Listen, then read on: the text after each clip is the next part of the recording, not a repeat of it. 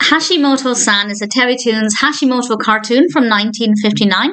This is directed by Bob Kuwahara and Dave Tendlar and written by Bob Kuwahara with a voice cast including John Myhers. And I think it's important to note that this is written and directed by Bob Kuwahara, who was Japanese, because when I realised what this was about, I kind of thought this could be really awkward, but actually it wasn't too bad in terms of the portrayal of the Japanese characters, and I'll talk more about those in a moment.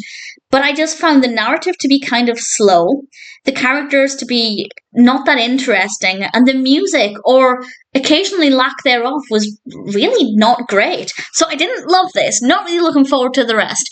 This is a story about a little mouse who lives in Japan, and some mice not from Japan are coming to visit him, and he's there to explain Japanese customs and what life is like for them. And we do get a nice introduction to Hashimoto's family. I think this is the first episode, and as an introduction to the characters, to the series of cartoons, it is actually not too bad.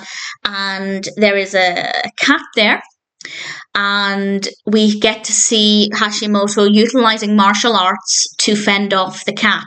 And I think that's a great celebration of culture, and visually it's not too bad, and I like the interactions between the different mice. So all of that worked quite well. It just wasn't maybe the most exciting. It was not bad, but it wasn't as interesting as I would have liked it to have been.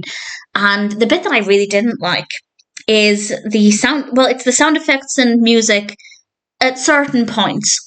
For example, we have some quite delightful music, and then something happens and the music just stops abruptly, but not in a way that makes sense. And then we have some sound effects where everything else is silent, and I shouldn't notice that it stops abruptly when it doesn't really make sense with what's happening. And I didn't think it was very well edited. The music when it exists is good, but there were times when the music just stopped and then started up again and stopped again, and it just, for me, wasn't very well done.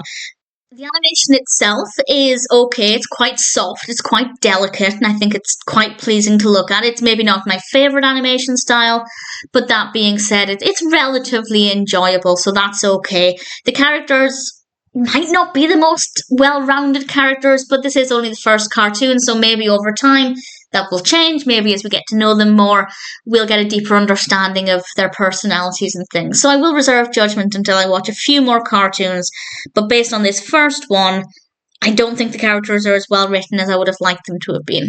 But all that being said, Hashimoto-San is okay. It's a pretty strong introduction to the characters. I just don't find them that fascinating yet. We'll see how it goes. It's definitely not a bad cartoon. It's not amazing. I think it's better than I expected in terms of portraying Japanese culture, but then as I've learned, it's written and directed by Bob Kuwahara, so maybe that's not surprising.